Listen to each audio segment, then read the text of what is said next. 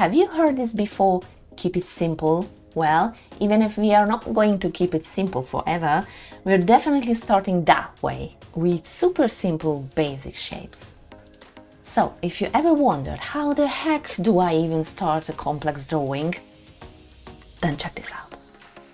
Start by spotting the bigger fonts, the simpler shapes in the picture first. Push the smaller parts into groups, or even squint your eyes and suddenly the blur can start to look like shapes.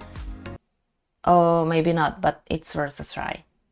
Keep looking for recognizable basics, triangles, rectangles, ovals or squares.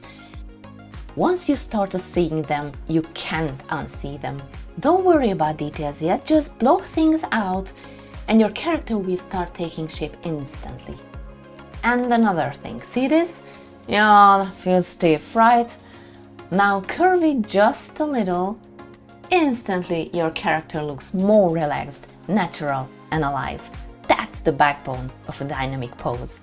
Want to know what this mysterious line actually is and build a full character with me starting from simple shapes like you just saw?